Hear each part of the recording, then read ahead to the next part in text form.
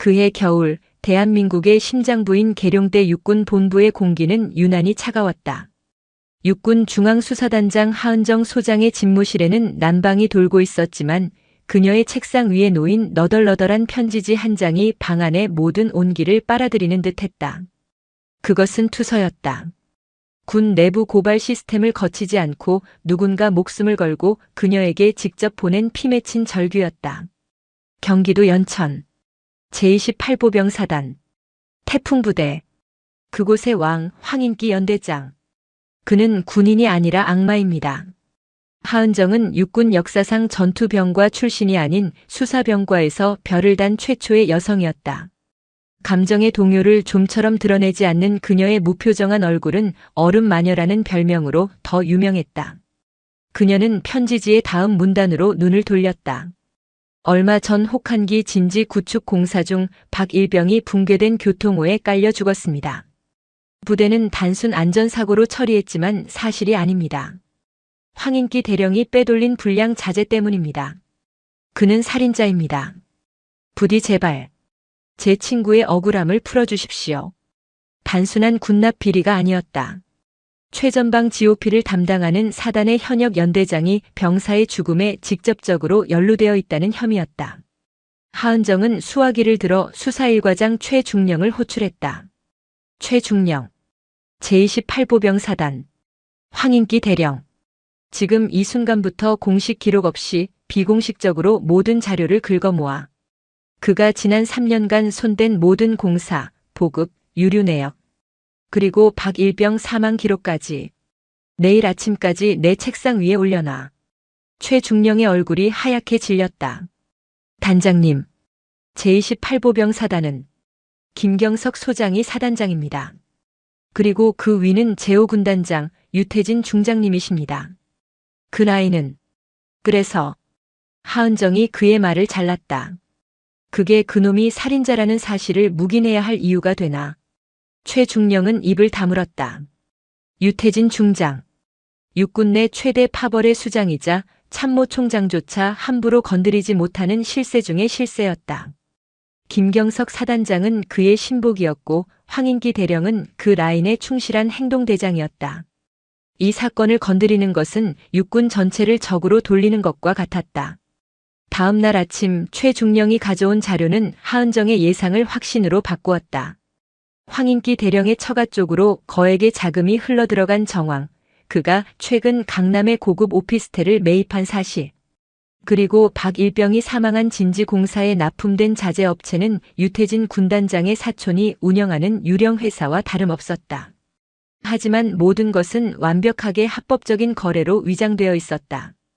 박일병의 사망 기록은 혹한기 동결 집안 해빙으로 인한 불의의 사고로 한치의 오차도 없이 깔끔하게 종결되어 있었다. 하은정은 창밖의 앙상한 나뭇가지를 바라보았다. 정식 수사팀을 연천으로 보내는 순간 유태진 중장의 귀에 들어갈 것이다. 수사관들이 사단 정문을 통과하기도 전에 황인기는 모든 증거를 파기하고 관련자들의 입을 맞출 것이다. 그녀가 직접 가야 했다. 수사단장의 별 계급장을 떼고 아무도 그녀를 알아보지 못하는 모습으로 그 지옥의 한복판으로. 그녀는 수사단에서 유일하게 자신의 속내를 터놓는 최측근 정보분석관 최진우 준이를 불렀다. 그는 방첩사령부에서 잔뼈가 굵은 베테랑으로 위장신분과 침투작전의 대가였다. 최준이, 나 연천으로 가야겠어. 민간인 신분으로. 최진우 준이는 놀란 기색도 없이 안경을 고쳤으며 물었다. 어떤 신분이 필요하십니까, 단장님? 제28보병사단 연대본부. 그곳에서 가장 눈에 띄지 않으면서 가장 많은 것을 보고 들을 수 있는 사람. 아마도 군무원 식당의 배식원 정도가 좋겠군. 며칠 후 육군 중앙수사단장 하은정 소장은 국방부 특별안보정책연수라는 명목으로 공식적인 장기 휴가를 신청했다. 그리고 같은 날 경기도 연천의 혹한이 몰아치는 제28보병사단 연대본부 군무원 식당에 배연이라는 가명의 중년 여성이 새로운 주방 보조원으로 일자리를 구했다. 일찍 남편과 사별하고 병든 노모를 모시기 위해 닥치는 대로 일을 구하는 지치고 초라한 얼굴의 여인이었다. 태풍부대의 겨울은 상상 이상으로 혹독했다. 칼날 같은 바람이 군복을 뚫고 들어왔다. 배연이가 된 하은정은 난생 처음 끼어보는 두꺼운 고무장갑 속에서도 손가락이 얼어붙는 것을 느꼈다.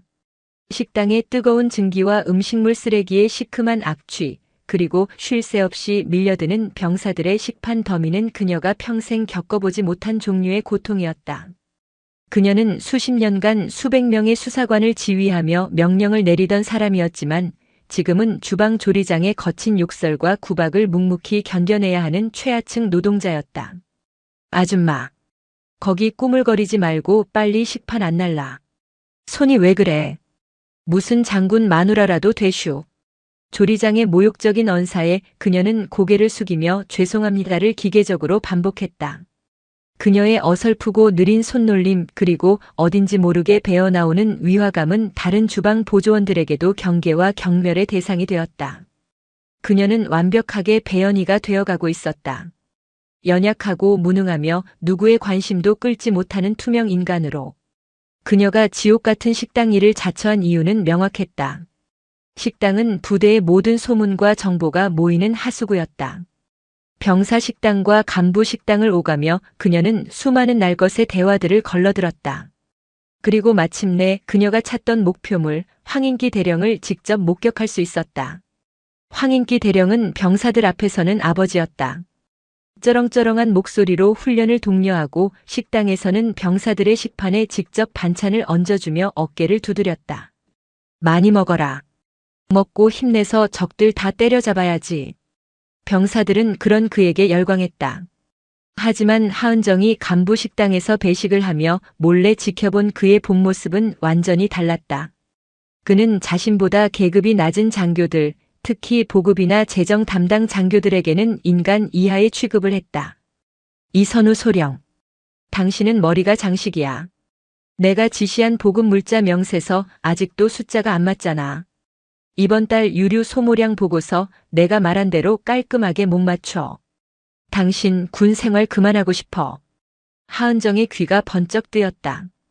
이선우 소령. 군수과장이었다.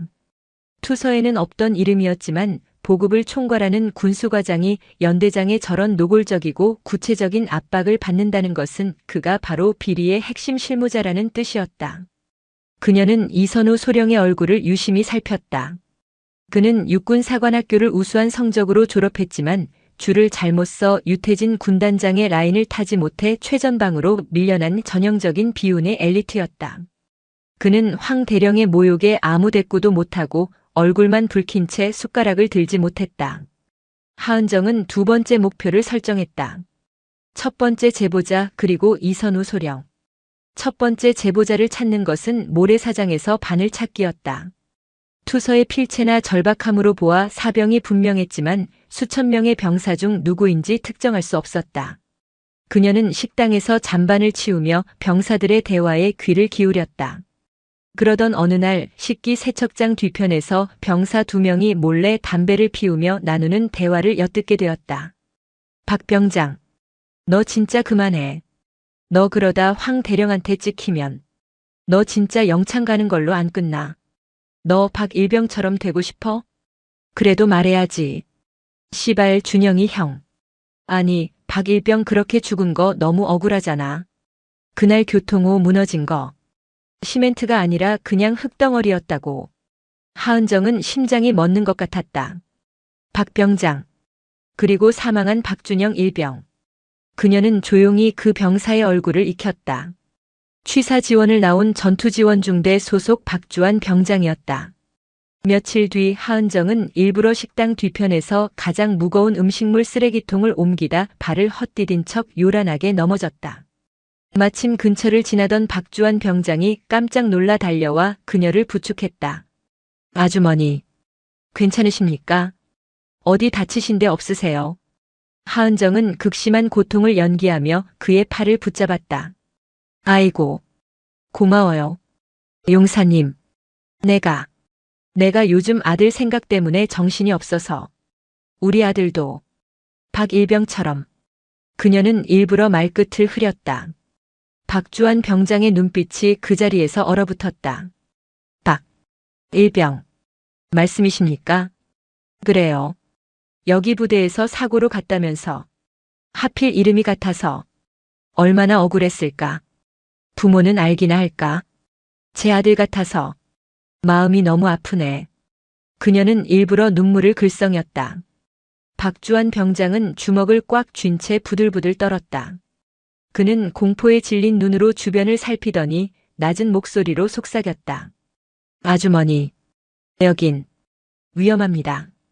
그런 말씀 함부로 하시면 안 됩니다. 정말 큰일 납니다. 위험하다니. 뭐가 위험해요? 그냥 아들 생각나서 그런 건데. 아닙니다. 준영이 형은, 박일병은 사고가 아니었습니다. 그날 밤 하은정은 박주환 병장과 식당의 차가운 부식 창고에서 다시 만났다. 박 병장은 공포에 질려 있으면서도 무언가를 결심한 듯 했다. 제가 투서 보냈습니다. 하지만 아무 소용 없었습니다. 육군 본부 감찰실로 보냈는데 오히려 며칠 뒤에 연대장님이 저를 부르셨습니다. 하은정은 등골이 오싹했다. 투서가 유태진 군단장의 라인을 통해 황인기 대령에게 역으로 전달된 것이다. 연대장님이 제 어깨를 주무르시면서 웃으시더군요.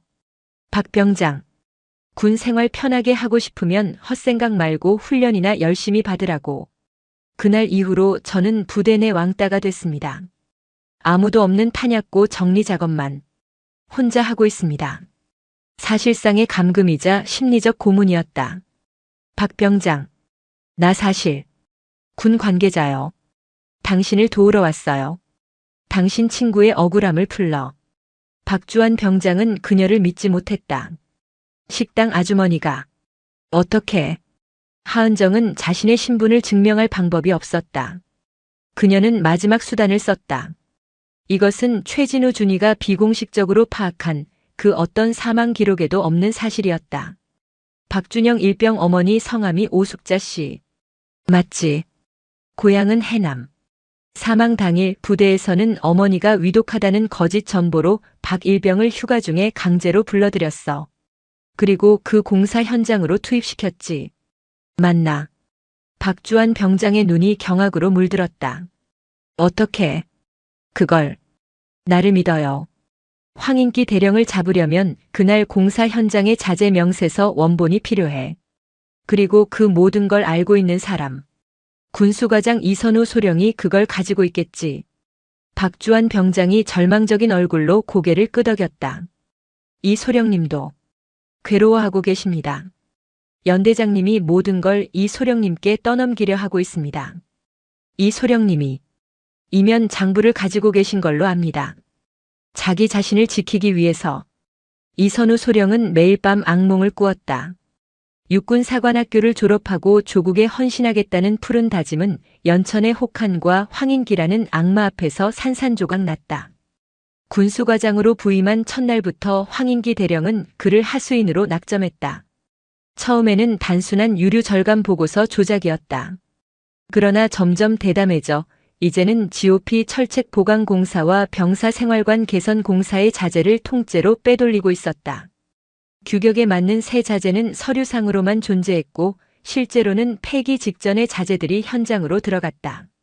그 빼돌린 자재들은 유태진 군단장의 사촌이 운영하는 유령 회사로 흘러들어갔고 그 대가로 이소령의 관사에는 주기적으로 현금이 담긴 봉투가 배달되었다.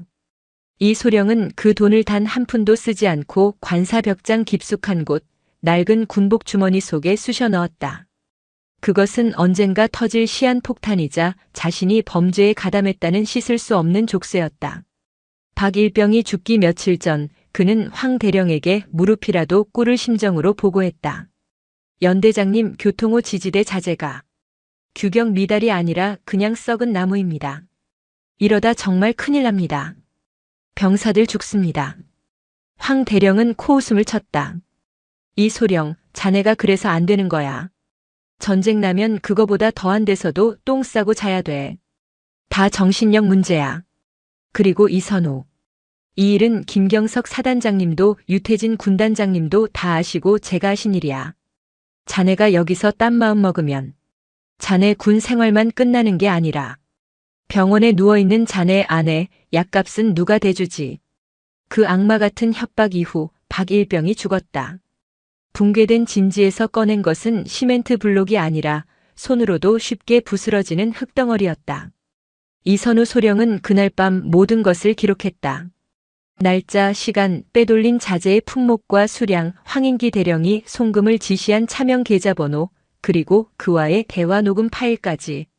그는 이 모든 이면 장부를 방수 처리된 작은 USB에 담아 자신의 전투와 미창 깊숙이 숨겼다. 자살이라도 하고 싶었지만 그렇게 죽으면 모든 죄는 자신이 뒤집어쓰고 끝날 터였다. 하은정, 아니 배연희는 이선우 소령에게 접근할 기회를 노렸다. 그녀는 박주환 병장을 통해 이 소령이 매일 밤 연대 본부 뒤편의 가장 후미진 흡연 구역에서 홀로 담배를 피운다는 정보를 입수했다. 그날 밤 하은정은 일부러 식당 마감을 늦게까지 했다. 그리고 흡연 구역으로 향하는 이 소령의 뒤를 따랐다. 어둠 속에서 담배 연기만 자욱했다. 이 소령은 깊은 한숨을 내쉬며 벤치에 주저앉아 있었다. 하은정이 조용히 다가갔다. 용사님. 아니 간부님. 혹시 불 좀 빌릴 수 있을까요? 이 소령은 화들짝 놀라 고개를 들었다. 식당에서 몇 번 본 적 있는 초라한 행색의 중년 여성이었다. 그는 묵묵히 라이터를 건넸다. 하은정은 일부러 담배에 불을 붙이는 척하며 그의 옆에 앉았다. 일이 많이 힘드신가 봐요. 밥도 잘 못 드시고. 얼굴이 말이 아니시네. 이 소령은 경계하며 몸을 살짝 피했다. 신경 쓰지 마십시오. 아주머니. 하긴. 여긴 군대니까. 우리 아들도 군대에 있는데. 얼마 전에도 저기. 공사하다가 누가 죽었다면서요. 밥 먹는 병사들이 수군거리더라고요. 쯧쯧 얼마나 무서웠을까.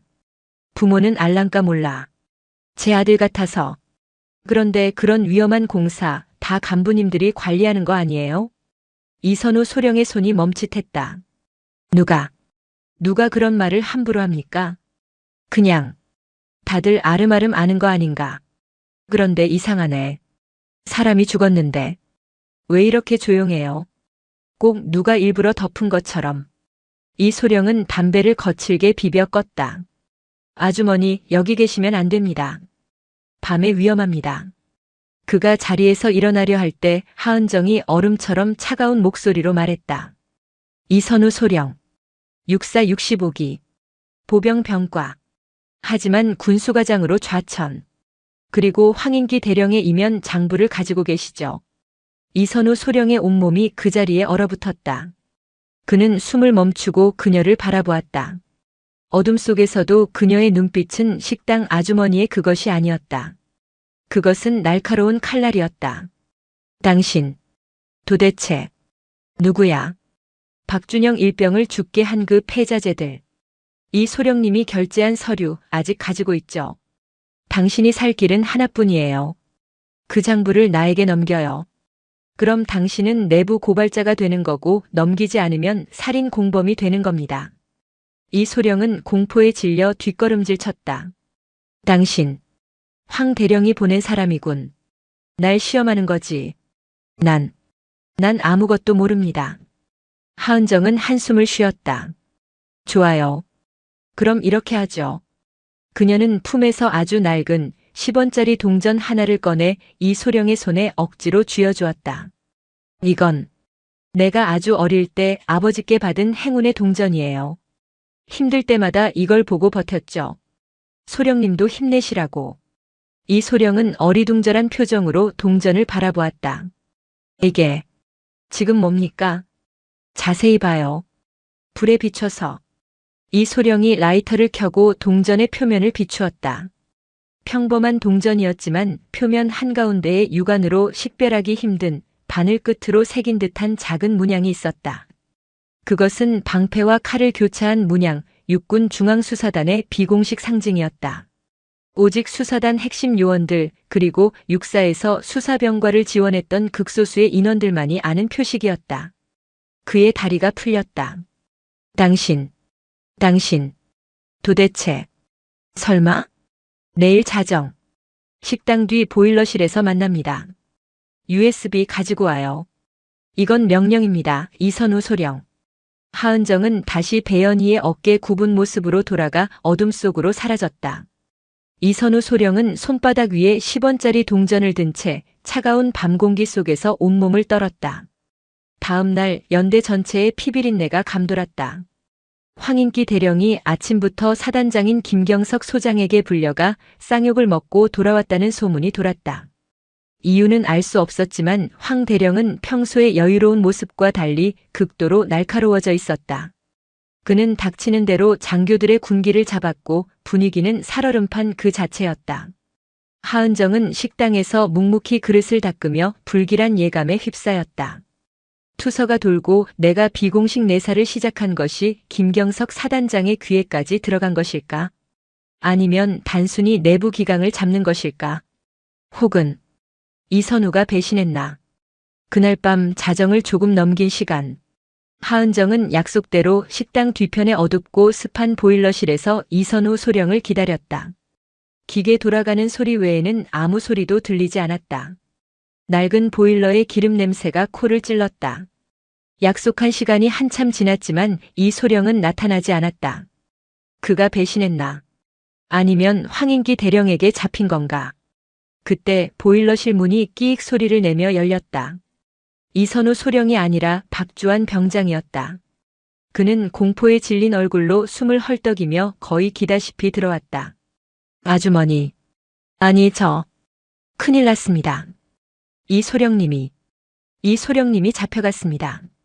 하은정의 심장이 차갑게 내려앉았다. 누구한테? 똑똑히 말해.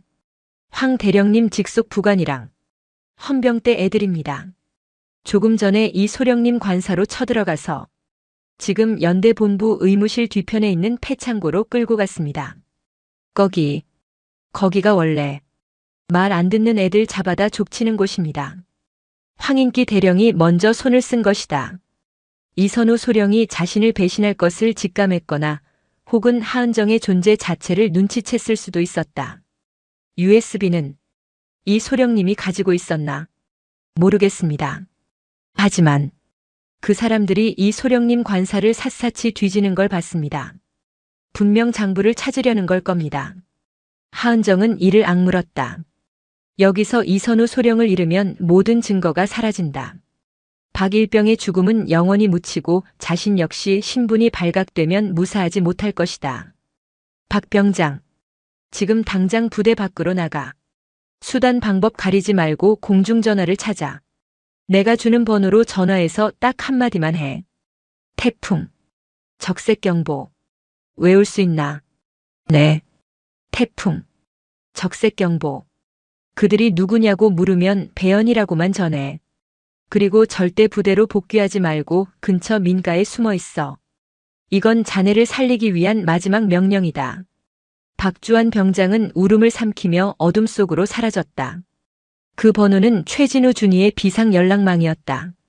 적색 경보는 작전 중 노출, 즉각적인 무력 개입이 필요하다는 최악의 신호였다. 하은정은 보일러실 구석에 있던 녹슨 쇠 파이프 하나를 집어들었다. 그리고 식당을 나섰다.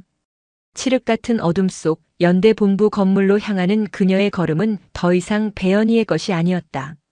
그것은 적진을 향해 침투하는 육군 수사단장의 걸음이었다. 연대 본부 의무실 뒤편 폐창고.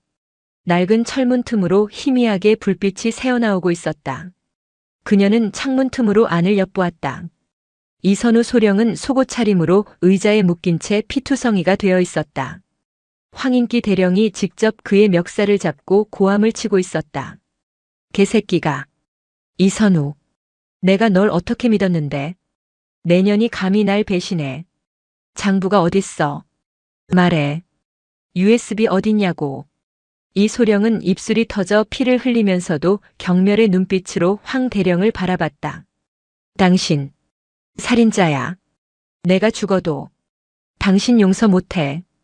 이 새끼가 아직도 정신을 못 차렸네. 황 대령이 옆에 있던 헌병에게 눈짓했다. 헌병이 물이 가득 담긴 주전자를 들고 다가왔다. 그 순간 하은정은 창고의 낡은 철문을 온몸으로 들이받아 열고 안으로 뛰어들었다. 멈춰. 창고 안의 모든 시선이 그녀에게 쏠렸다. 황인기 대령, 그의 부관, 그리고 헌병 2명. 그들은 식당에서 일하는 배연이가 왜 여기에, 그것도 쇠 파이프를 든 살기등등한 모습으로 나타났는지 이해하지 못했다. 저 미친년이 여기가 어디라고 기어들어와. 황 대령의 부관이 그녀에게 다가왔다. 하은정은 지체하지 않았다. 그녀는 자신에게 접근하는 부관의 무릎 관절을 쇠 파이프로 정확하게 내리찍었다. 억소리와 함께 부관이 쓰러졌다. 황인기 대령의 눈이 경악으로 물들었다. 너 정체가 뭐야? 하은정은 쇠 파이프를 고쳐 잡았다. 황인기 대령, 당신을 불법 감금 및 폭행, 살인 교사 혐의로 내가 직접 체포하겠다. 저 미친년을 당장 잡아. 황 대령의 고함에 헌병 2명이 군용 대검을 뽑아들고 그녀에게 달려들었다. 식당 아주머니의 작업복을 입은 그녀와 군복을 입은 헌병들의 필사적인 사투가 좁은 창고 안에서 벌어졌다. 하은정은 훈련된 살인 병기였다. 헌병 2명은 군에서 정식으로 특공 무술을 배운 최정예 요원들이었지만 쇠 파이프 하나를 든 중년 여성에게 속수무책으로 당했다. 그녀의 움직임은 군더더기 없이 빠르고 정확했다. 대검을 든 손목을 꺾어 무력화하고 명치를 팔꿈치로 가격했다. 그녀는 급소와 관절을 정확하게 노렸다. 2명의 헌병이 신음하며 바닥에 쓰러지는 데는 1분도 채 걸리지 않았다. 황인기 대령은 이 비현실적인 광경에 완전히 압도당했다. 그는 떨리는 손으로 허리춤에 권총을 뽑아들려 했다. 움직이지 마. 움직이면 쏜다. 쏴. 하은정이 쇠 파이프를 든 채 그에게 천천히 다가갔다. 쏠 수 있으면 쏴봐, 황인기 대령. 여기서 날 쏘면 넌 이제 살인 교사가 아니라 현행범 살인자가 되는 거야. 내 뒤를 봐주는 김경석 사단장도 유태진 군단장도 널 감당하지 못하게 될걸. 네. 내가 그걸 어떻게 해. 황 대령의 손이 권총 손잡이 위에서 멈췄다. 그의 이마에서 식은 땀이 폭포수처럼 흘러내렸다. 그는 깨달았다. 이 여자는 단순한 식당 아줌마가 아니다. 처음부터 자신을 노리고 들어온 정체를 알 수 없는 적이었다. 이소령, 괜찮나?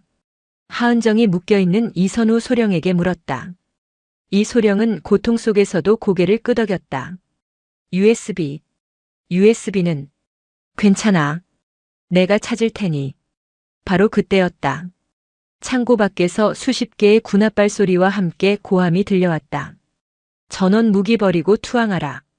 여기는 제28보병사단 헌병 특수임무대다. 황인기 대령의 얼굴에 승리의 미소가 번졌다. 내년이 아무리 날고 기어도 여긴 내 구역이야. 날 잡으러 왔다고. 웃기지 마. 넌 이제 민간인 무단 침입에 군인 폭행 현행범이다. 넌 여기서 쥐도 새도 모르게 사라질 거야. 창고 문이 활짝 열리고 완전 무장한 헌병 특임대 병력들이 쏟아져 들어왔다. 그들의 기관단총 조준경이 일제히 하은정을 향했다. 손들어. 쇠 파이프 버려.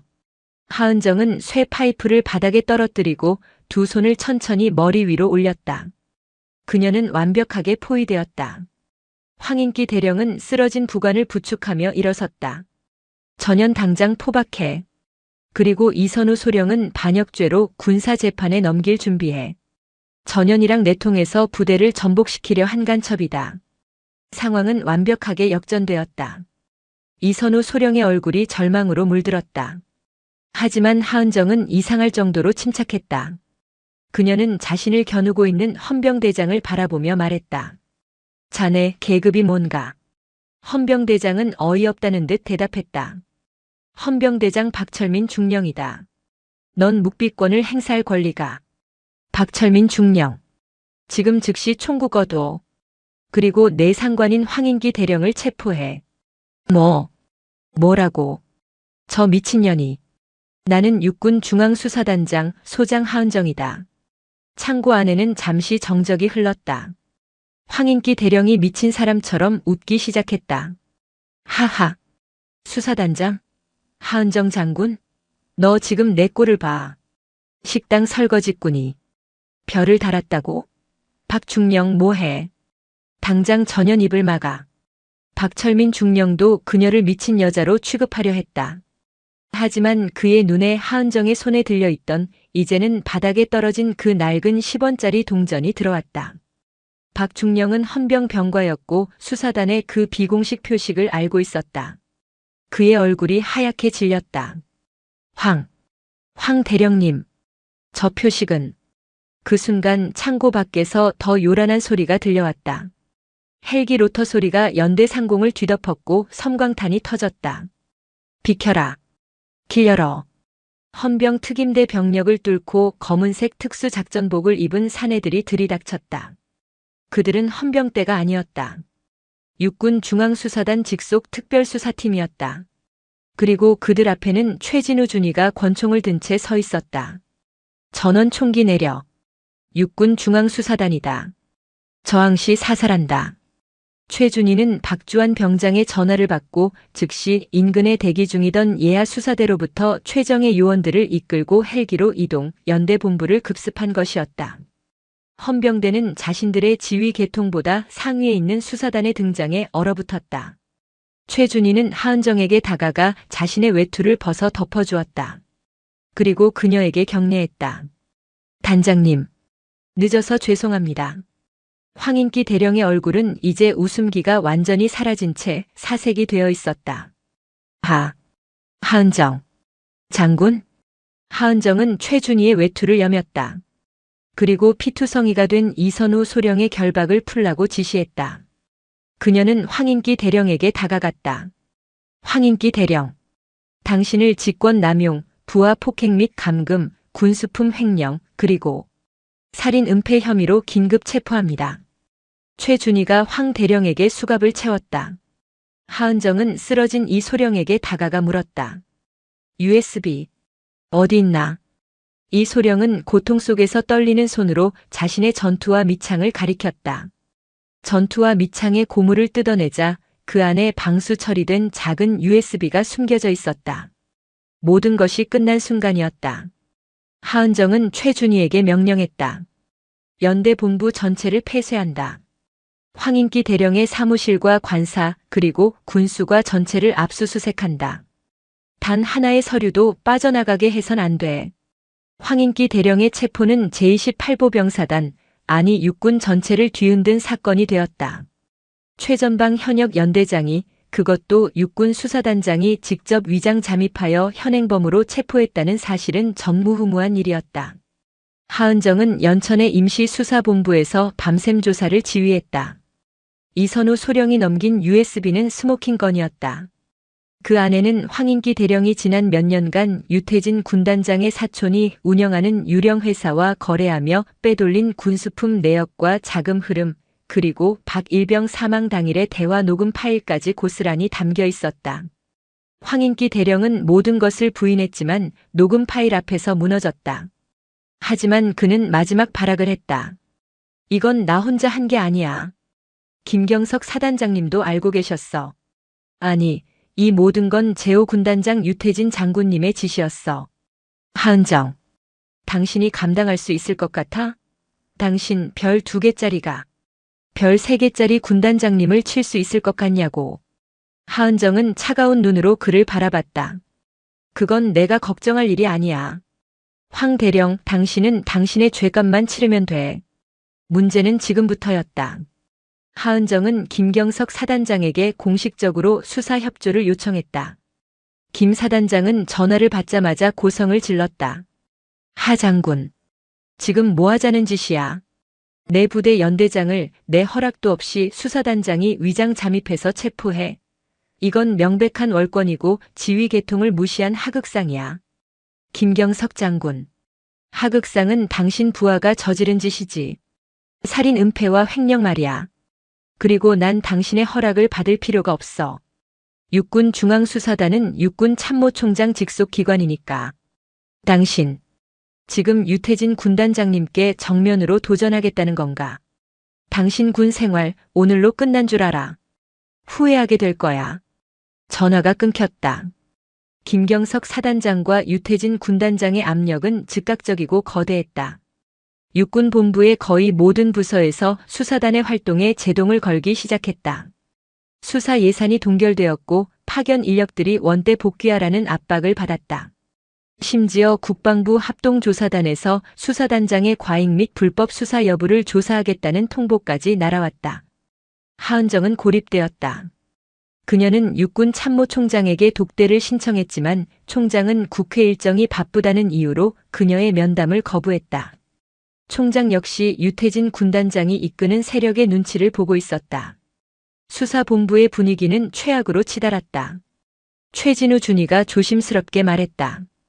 단장님, 이대로 가다간 저희가 역으로 당합니다. 황인기 대령선에서 멈추시는 게. 최준희. 하은정이 그의 말을 잘랐다.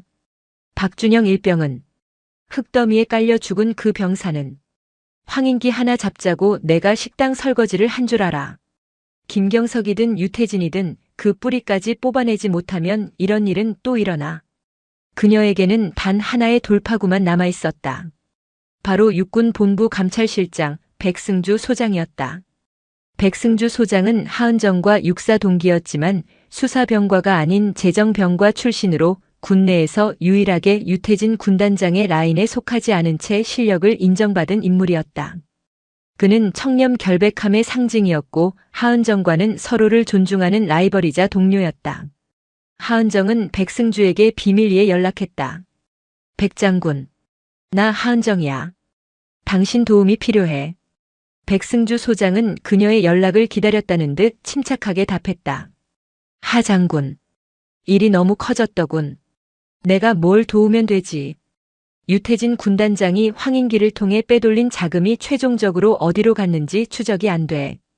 자금 세탁의 흔적은 있는데 종착지가 없어. 당신의 재정감찰팀이 필요해. 비공식적으로. 백승주는 잠시 침묵했다. 유태진 군단장은 거물이야 하 장군. 그를 치는 건 군 전체를 적으로 돌리는 일일세. 알아. 그래서 당신에게 부탁하는 거야. 당신은 군 전체가 썩는 걸 방치할 사람이 아니잖아. 며칠 뒤 백승주 소장으로부터 암호화된 파일 하나가 도착했다. 그 안에는 그가 이끄는 감찰실 정예 요원들이 밤을 새워 추적한 자금의 흐름이 담겨 있었다.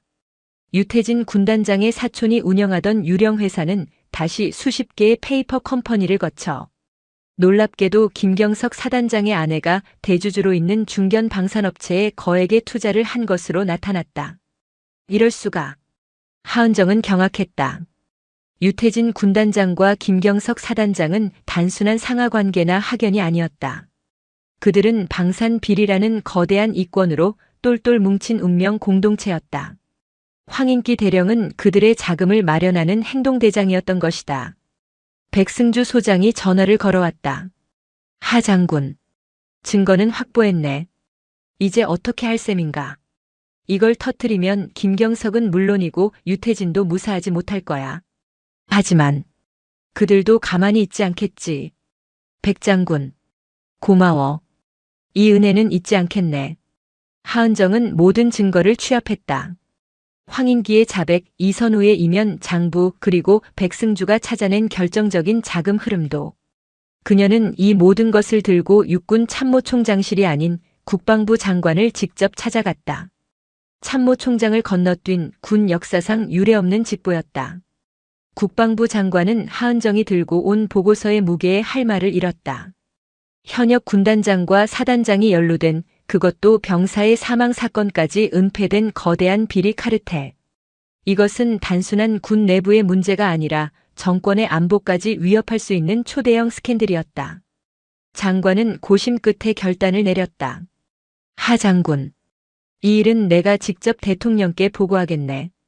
육군 본부에는 함구하고 즉시 수사단을 확대 편성해서 관련자들을 전원 체포하도록. 필요한 모든 지원을 국방부 직할로 보장하겠네. 청와대의 재가가 떨어지자 상황은 급반전되었다.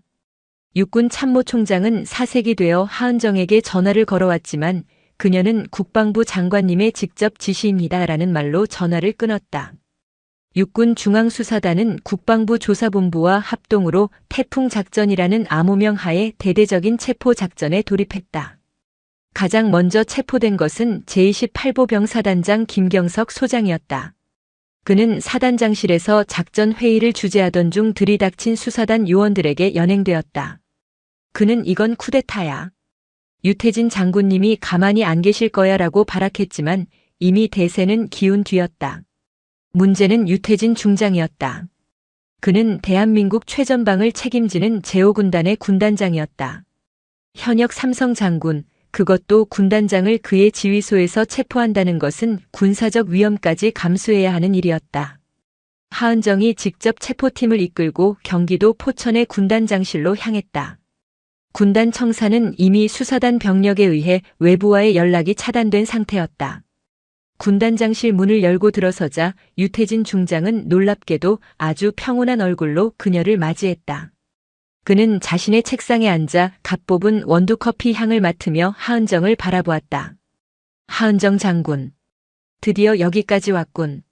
내 부하들을 싹쓸이한 것도 모자라서 이제 이 군단장까지 잡으러 오셨나. 그의 목소리는 차가웠지만 당황한 기색은 없었다. 유태진 중장. 군수품 횡령 및 직권 남용, 뇌물수수 혐의로 긴급 체포합니다. 변명은 군사법정에서 하십시오. 유태진 중장은 커피잔을 탁 소리나게 내려놓았다. 체포? 좋아. 그런데 하장군, 자네는 지금 아주 큰 실수를 하고 있는 걸세. 자네가 지금 무너뜨리고 있는 게 뭔지 알아? 이건 단순히 돈 몇 푼 해먹은 장군들의 비리가 아니야. 이건 이 군대를 지탱하는 질서일세. 질서라고. 그 질서 때문에 병사들이 죽어나갔어. 전쟁에선 더 많이 죽어. 자네 같은 이상주의자 때문에 군 전체가 무너지는 걸 보느니 차라리 내가 먼저 자네를 쏘는 게 나을지도 모르겠군. 유태진 중장이 책상 서랍을 여는 듯 했다. 수사 요원들이 일제히 그에게 총구를 겨누었다. 군단장님. 부질없는 짓입니다. 유태진 중장은 피식 웃더니 서랍에서 믹스커피 한 봉지를 꺼냈다. 농담이야. 내가 이 자리까지 어떻게 올라왔는데 고작 그런 짓으로 끝내겠나. 좋아 가지. 하은정 장군. 하지만 명심하게. 자네는 오늘 군대에 너무 많은 적을 만들었어. 특히 자네가 가장 믿었던 사람을 포함해서 말이야. 의미심장한 말이었지만 하은정은 그것을 패배자의 허세로 치부했다. 유태진 중장에게 수갑이 채워졌다. 현역 삼성 장군이 수갑을 차고 연행되는 모습은 육군 역사에 길이 남을 충격적인 장면이었다. 태풍작전은 대성공이었다. 황인기 대령, 김경석 소장, 유태진 중장으로 이어지는 28사단 비리 라인은 뿌리째 뽑혔다. 관련자 수십 명이 구속되었고 군납 비리에 연루된 방산업체 대표들도 줄줄이 법정에 섰다. 하은정은 군의 영웅이 되었다. 언론은 그녀를 부패를 척결한 어른 마녀라 칭송했다. 사망한 박준영 일병은 순직 처리되어 국립현충원에 안장되었고 그의 유가족에게는 정식 사과와 보상이 이루어졌다. 내부 고발자 박주환 병장은 수사단 본부로 전출되어 안전하게 전역을 준비하게 되었고 이선우 소령은 모든 혐의를 벗고 의인으로 인정받아 명예를 회복했다. 육군 참모총장은 하은정을 불러 그간의 무례를 사과했고 그녀의 공을 치하했다. 하은정은 그토록 바라던 군의 정의를 실현했다고 믿었다. 성공의 축배는 짧았다. 하은정은 수사단장실로 복귀한 후 태풍작전의 전리품인 압수수색 자료들을 처음부터 다시 검토하기 시작했다. 유태진 중장의 마지막 말, 자네가 가장 믿었던 사람을 포함해서라는 그 한마디가 가시처럼 목에 걸려 떠나지 않았다. 무엇인가 석연치 않았다. 유태진과 김경석은 너무 쉽게 무너졌다. 그들이 수십 년간 쌓아 올린 카르텔이라고 하기에는 자금 흐름의 핵심 증거가 너무나 우연히 백승주 소장의 도움으로 발견되었다. 하은정은 최진우 준이를 불렀다. 최준이. 자네는 이번 일이 좀 이상하다고 생각하지 않나? 최준이는 조심스럽게 대답했다. 단장님. 성공적인 작전이었습니다. 너무 깊이 생각하지 않으시는 것이. 아니. 생각해봐. 유태진은 군단장이었어. 그는 우리 수사단보다 더 강력한 정보망을 가지고 있었을 거야. 그런데 왜 백승주 소장이 내게 자금 추적 자료를 넘기는 걸 막지 못했을까? 마치 우리가 그 자료를 찾아내길 기다렸다는 듯이. 하은정은 백승주 소장이 넘겨주었던 그 결정적 증거 파일, 즉 김경석 사단장 아내의 방산업체로 흘러들어간 자금 내역을 다시 열었다. 그녀는 이번엔 수사단의 사이버 포렌식 팀을 동원해 그 파일의 원본을 추적했다. 며칠 뒤 충격적인 결과가 나왔다. 그 파일은 백승주 소장의 감찰실에서 생성된 것이 아니었다. 파일의 최초 생성지는 놀랍게도 유태진 군단장과 가장 적대적인 관계에 있던 또 다른 삼성 장군 제3야 전군 사령부 작전참모부장 이철의 중장의 사무실 컴퓨터로 위장되어 있었다. 하지만 그조차도 페이크였다. 원본 IP를 역추적하고 삭제된 로그를 복원하자 모든 데이터는 단 한 곳을 가리키고 있었다. 육군 본부 감찰실장 백승주 소장의 개인 보안 서버였다. 하은정은 온몸의 피가 차갑게 식는 것을 느꼈다. 이게 무슨 의미지, 최준희 단장님. 이것은 백승주 장군이 처음부터 모든 증거를 가지고 있었으며 그것을 마치 제3자가 유출한 것처럼 꾸며서 저희에게 넘겼다는 뜻입니다. 왜 백승주가? 하은정은 퍼즐 조각을 맞추기 시작했다. 백승주와 유태진. 두 사람은 육사 동기였지만 군내 최대 파벌인 유태진 라인과 유일하게 그에 대항하던 청년파 백승주 라인의 수장이었다. 그들은 수십 년간 서로를 견제해왔다. 그런데 백승주가 유태진을 무너뜨릴 결정적 증거를 가지고 있으면서도 왜 직접 나서지 않고 하은정이라는 칼을 이용했을까? 최준희. 지금부터 백승주 소장의 모든 것을 다시 조사해. 그가 감찰실장으로 부임한 이후 결제한 모든 방산 계약, 군수품 입찰 내역. 단 하나도 빠짐없이. 하은정은 직감했다. 이것은 비리 척결이 아니었다. 이것은 군 내부의 거대한 권력 투쟁이었고 자신은 그 한가운데서 가장 위험한 칼춤을 춘 광대였을지도 모른다. 수사 결과는 상상 이상으로 끔찍했다. 백승주 소장은 청렴 결백이라는 가면 뒤에 유태진 라인과는 또 다른 거대한 이권 카르텔을 구축하고 있었다. 유태진이 구식의 건설과 자재 비리에 집착했다면 백승주는 훨씬 더 교묘하고 거대했다. 그는 차세대 군 전술 통신망 사업인 프로젝트 솔라리스와 K2 전차 성능 개량 사업 등 수조 원대 규모의 최첨단 방산 사업을 독점하고 있었다. 그는 자신의 재정병과 인맥을 이용해 입찰 과정을 조작했고 특정 해외 방산 업체에 일감을 몰아주며 막대한 커미션을 챙기고 있었다. 유태진 중장의 비리는 백승주가 저지른 비리에 비하면 구멍가게 수준이었다. 하은정은 깨달았다. 백승주에게 유태진은 눈엣 가시였다. 자신의 사업에 사사건건 제동을 거는 구시대의 적폐였다. 백승주는 하은정의 정의감과 수사 능력을 이용해 자신의 손에 피를 묻히지 않고 정적을 제거한 것이다. 제28보병 사단, 황인기 대령. 그 모든 것은 거대한 빙산의 일각, 아니 백승주가 하은정에게 던져준 미끼였다. 유태진이 체포되며 마지막에 했던 말. 자네가 가장 믿었던 사람을 포함해서. 그건 허세가 아니었다. 그는 이미 알고 있었던 것이다. 이 모든 판을 짠 것이 백승주라는 것을. 그리고 하은정이 백승주의 손에 놀아났다는 것을. 하은정은 분노보다 더 깊은 절망감을 느꼈다. 그녀는 썩은 뿌리 하나를 뽑아냈다고 생각했지만 사실은 더 거대하고 위험한 암덩어리가 자라날 수 있도록 흙을 갈아준 셈이었다. 백승주는 이제 군내의 유일한 실세가 되었다. 유태진 라인이 사라진 육군 본부에서 감찰실장 백승주 소장의 권력은 참모총장을 능가할 정도였다. 그녀는 수사단장실의 문을 걸어 잠갔다. 최진우 준이 외에는 아무도 들이지 않았다. 단장님, 이제 어떡하실 겁니까? 최준희의 목소리에도 절망이 묻어났다. 우리가 가진 증거만으로는 백승주를 칠 수 없습니다. 그는 너무 치밀합니다. 모든 자금은 해외 법인을 통해 세탁되었고 서류상으로는 완벽합니다. 우리가 지금 그를 공격하면 그는 정적 제거에 성공한 영웅을 시기하는 모함이라며 역공을 펼칠 겁니다. 하은정도 알고 있었다. 그녀는 태풍작전의 영웅이었다. 그런 그녀가 갑자기 자신의 조력자였던 백승주를 공격한다면 국방부 장관조차 그녀를 믿어주지 않을 것이다. 오히려 군내 분열을 조장했다는 이유로 그녀가 먼저 경질될 터였다. 백승주는 완벽한 함정을 팠다. 그는 하은정을 영웅으로 만들어주는 동시에 그녀가 다시는 자신을 공격할 수 없도록 조력자라는 족쇄를 채웠다. 단장님. 백승주 소장이 단장님을 저녁 식사에 초대했습니다. 태풍 작전의 성공을 축하하는 자리라면서요. 하은정은 차갑게 웃었다. 승자의 만찬이었다. 가지. 당연히 가야지. 최준희. 우리가 가진 백승주 관련 자료 전부 백업해서 내 개인 보안 클라우드에 올려둬. 내가 만약 잘못되면 자네가 이걸 들고 언론으로 가. 단장님. 이건 명령이야.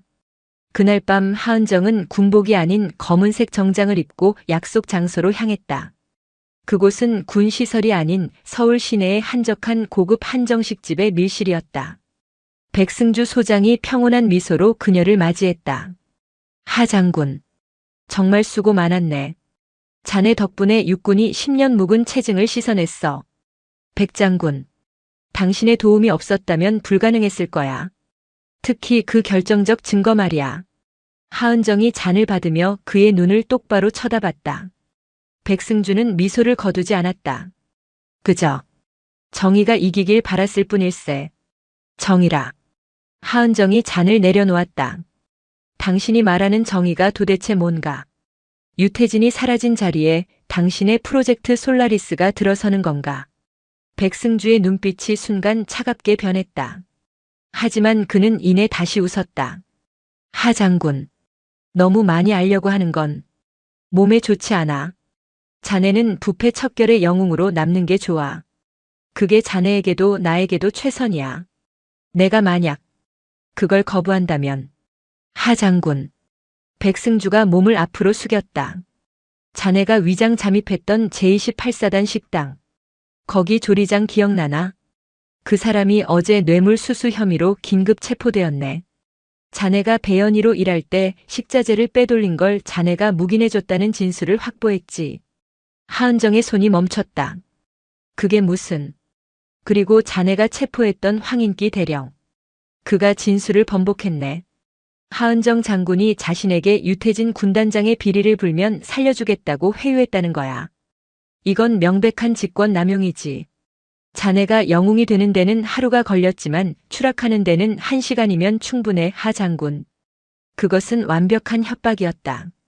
백승주는 하은정이 배연이로 활동했던 모든 기록을 손에 쥐고 있었고 그것을 조작해 하은정을 범죄자로 만들 준비가 되어 있었다. 날 끌어내리겠다는 건가? 아니, 난 내 동기를 잃고 싶지 않아. 백승주가 다시 부드러운 목소리로 말했다. 난 자네가 필요해. 하은정 장군. 자네의 그 날카로운 칼이 앞으로 나와 함께 새로운 육군을 만드는 데 쓰였으면 좋겠어. 유태진 같은 구시대의 잔재들을 청소하는 데 말이야. 물론 내 프로젝트 솔라리스는 그 새로운 육군의 초석이 될 걸세. 어때? 나와 함께 하지 않겠나?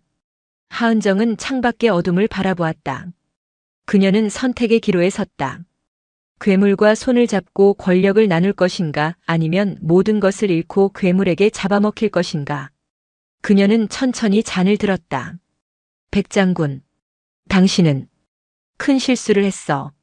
무슨 뜻인가? 날 너무 얕봤다는 거야. 하은정은 자리에서 일어났다. 당신이 날 협박할 증거를 모을 때 나도 가만히 있진 않았거든. 설마 이 자리를 녹음이라도 한 건가? 소용없어. 이건 사적인 대화일 뿐이야. 아니. 하은정이 밀실의 문을 열었다.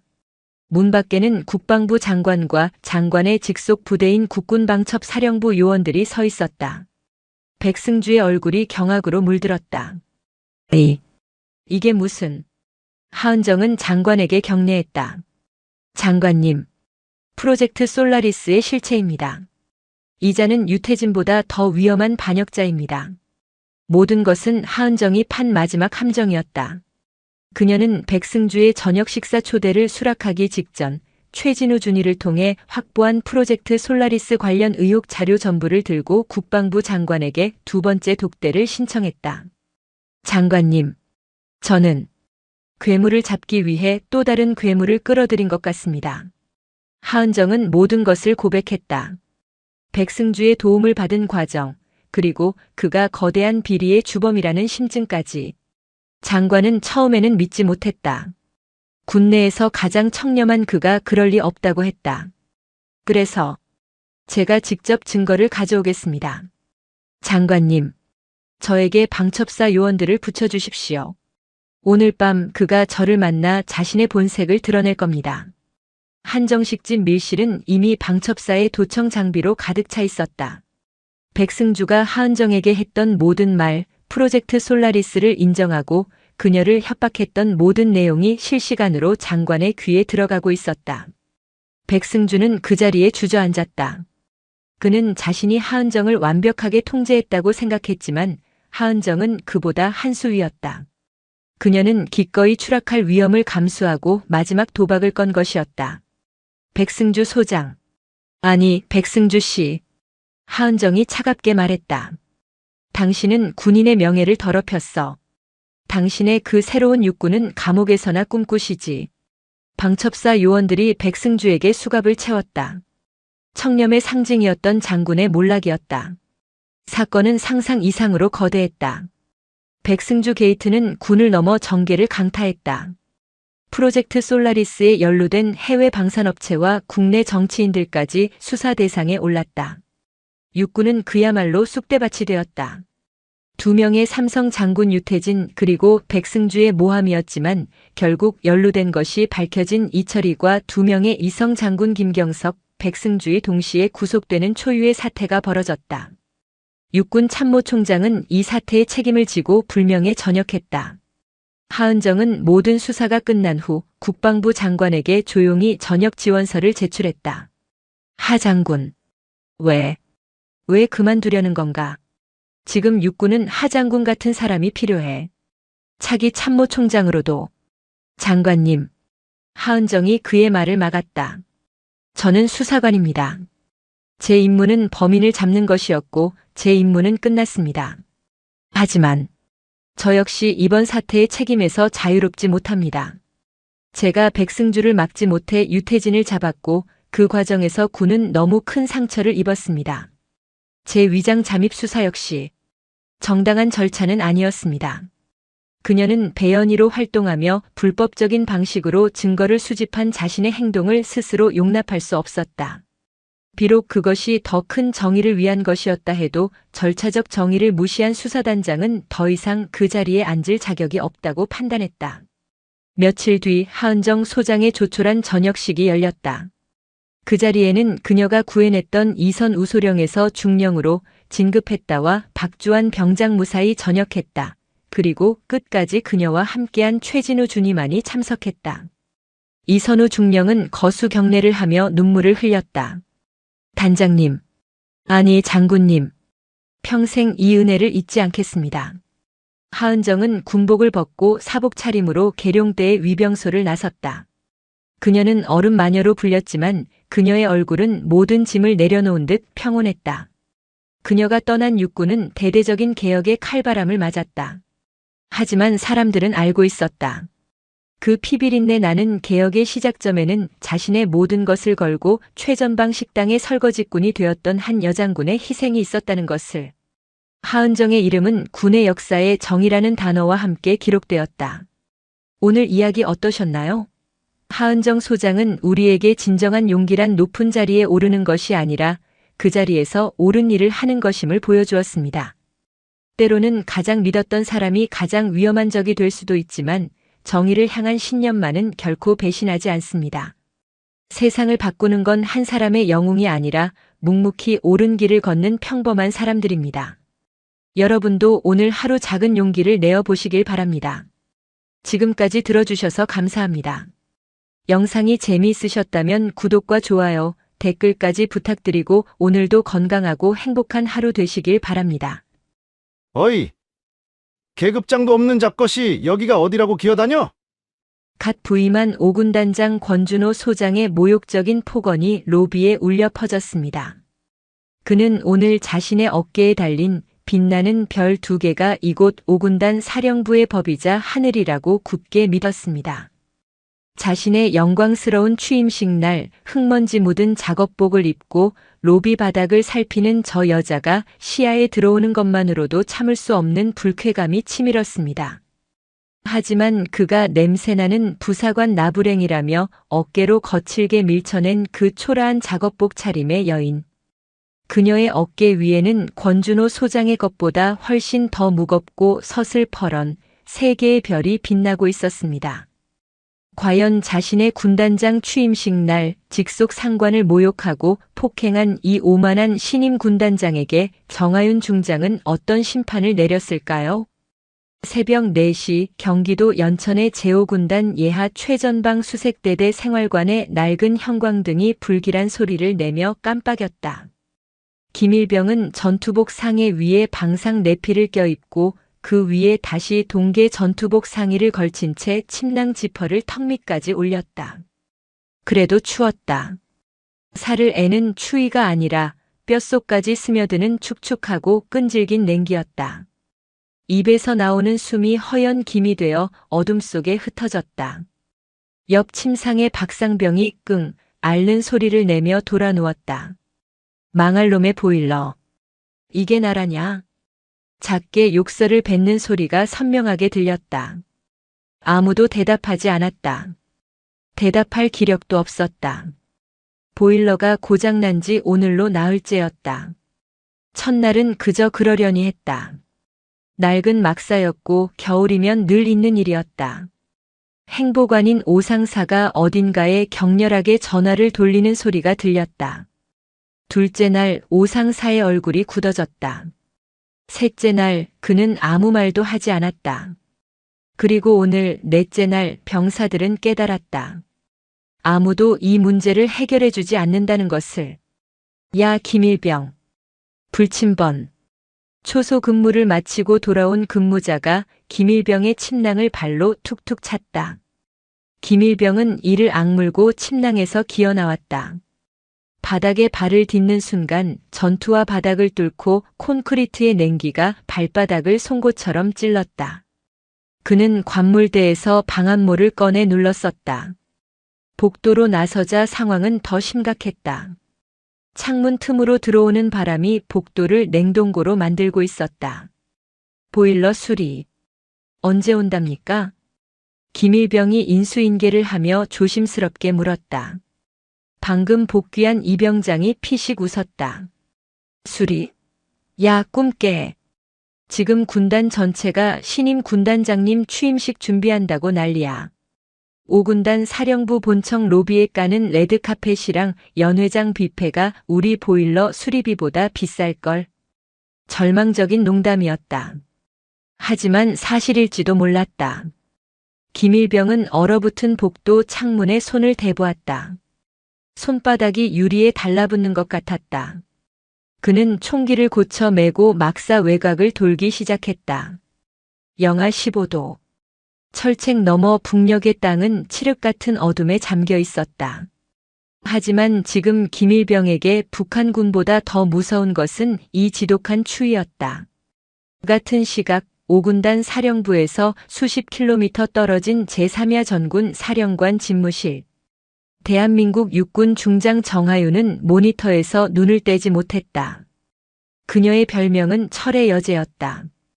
군 생활 30년 단 한 번의 흐트러짐도 용납하지 않았던 그녀의 지휘 철학은 명확했다. 병사의 복지는 곧 전투력이며 이를 외면하는 지휘관은 존재할 가치가 없다. 그녀가 보고 있던 것은 사령관 직통 이메일 소리함에 도착한 한 통의 익명 투서였다. 제목 5군단 최전방 수색대대 동상 걸리기 직전입니다. 내용은 처참했다. 나흘째 방치된 보일러, 얼어붙은 막사, 그리고 이 모든 수리 요청이 신임 군단장 취임식 준비라는 단 하나의 이유로 묵살되고 있다는 내용이었다. 투서 말미에는 이런 말이 적혀 있었다. 군수처에서는 보일러 부품 예산이 없다고 했습니다. 하지만 저희는 압니다. 그 예산이 전부 취임식 화환과 현수막 값으로 전용되었다는 것을. 정하윤 중장은 자리에서 일어났다. 집무실 창밖으로 군 사령부의 거대한 연병장이 새벽 여명에 물들고 있었다. 그녀는 수화기를 들었다. 김상사. 지금 바로 내 차 준비해. 아니, 사령관 전용차 말고. 사령부 구석에 처박혀 있는 낡은 코란도. 그거로. 수화기 너머의 운전병 김상사가 당황한 목소리로 되물었다. 예. 사령관님, 코란도 말입니까? 정비도 제대로 안 된. 그걸로 준비해. 그리고 내 작업복. 계급장 다 뗀 거로. 낡고 해진 것일수록 좋아. 지금부터 10분 뒤에 출발한다. 정하윤은 전화를 끊었다. 그녀의 눈이 차갑게 빛났다. 취임식. 수천 명의 병사들이 혹한에 떠는 동안 자신의 영광을 위해 잔치를 벌이는 지휘관이라. 정하윤은 그런 자를 군인이라고 부르지 않았다. 그녀는 구형 전투복 작업복으로 갈아입으며 어깨에 3개짜리 별 계급장을 거칠게 떼어냈다. 이제 그녀는 철의 여제가 아니라 이름 없는 시설관리 부사관이었다.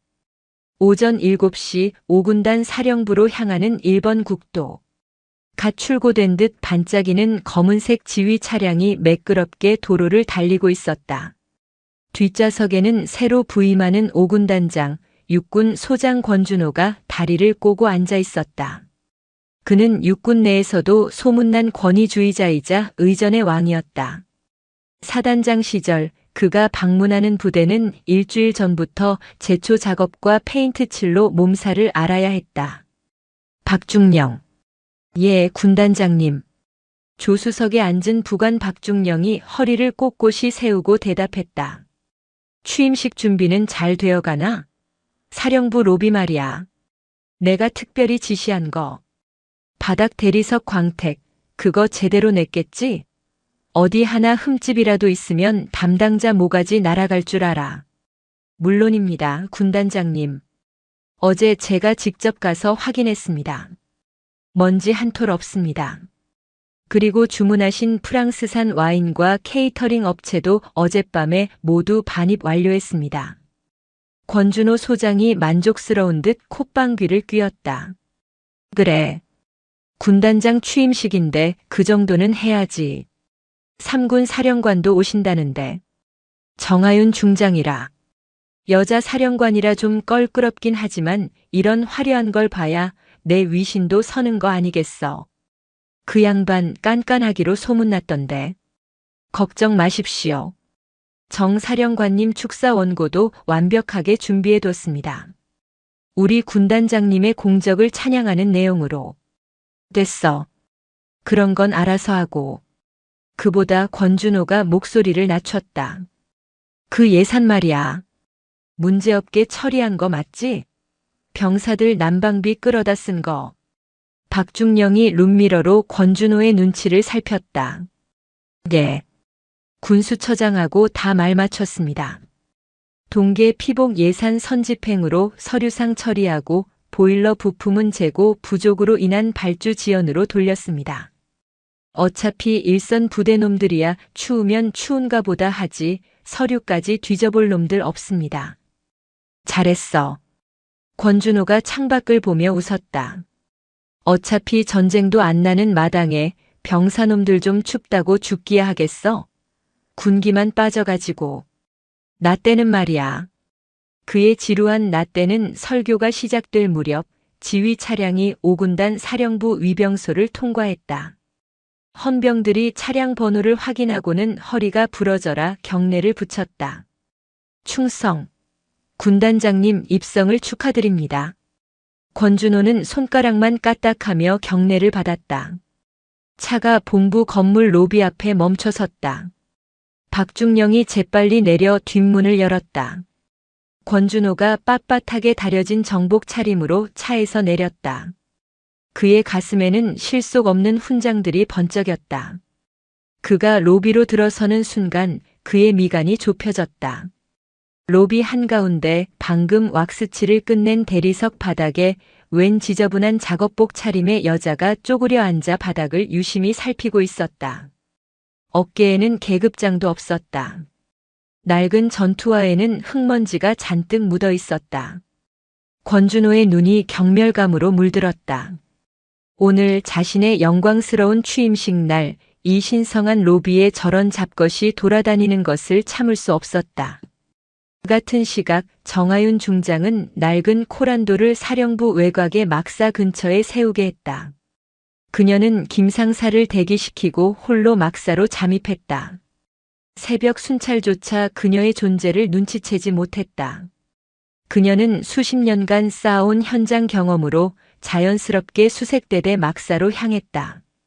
그리고 그곳에서 투서의 내용이 사실임을 확인했다. 이럴 수가.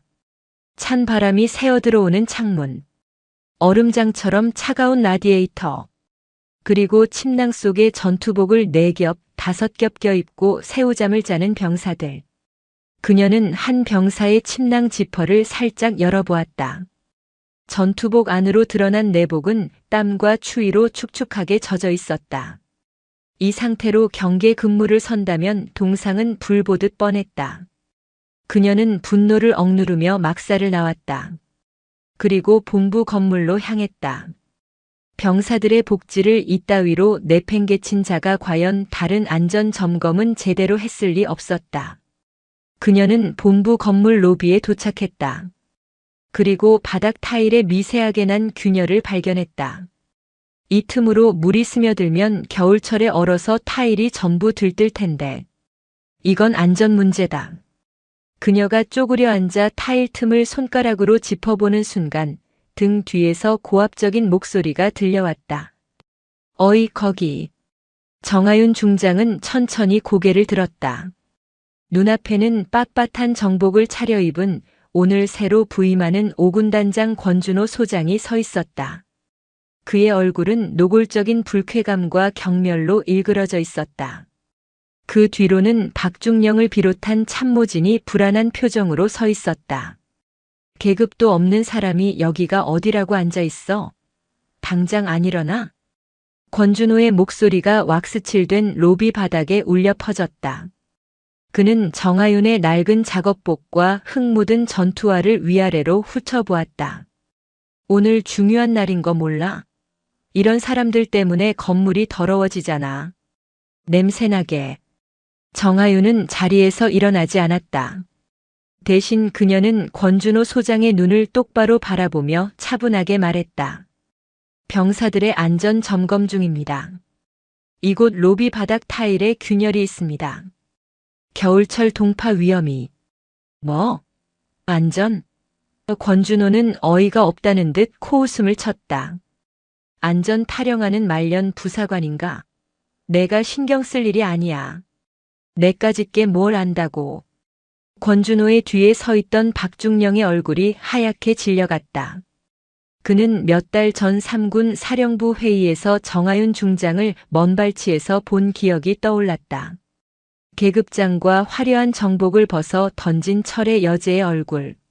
하지만 지금 권준호 소장의 분노는 하늘을 찌르고 있었다. 군단장님. 그게. 박중령이 어떻게든 상황을 수습하려 입을 열었다. 시끄러워. 권준호가 박중령의 말을 잘랐다. 그는 다시 정하윤을 노려보았다. 감히 신임 군단장에게 대들어? 재수없게. 당장 안 꺼져? 권준호는 더 이상 상대할 가치도 없다는 듯 육중한 어깨로 정하윤 중장의 어깨를 거칠게 밀치고 지나갔다. 에잇, 재수없는 년. 정하윤 중장의 몸이 한쪽으로 휘청 밀려났다.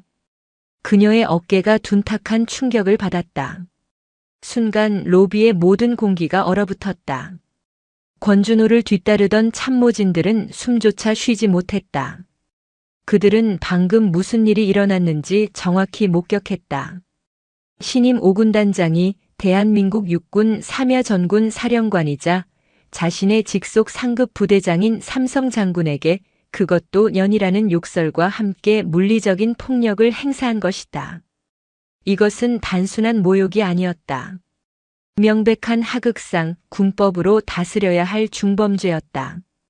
박중령은 다리가 풀려 그 자리에 주저앉을 뻔했다. 그는 권준호에게 다가가려 했지만 권 중장은 이미 로비 중앙을 가로질러 군단장실로 향하는 엘리베이터 쪽으로 걸어가고 있었다. 군단장님, 잠시만 군단장님. 방금 그분은 됐어. 시간 없어.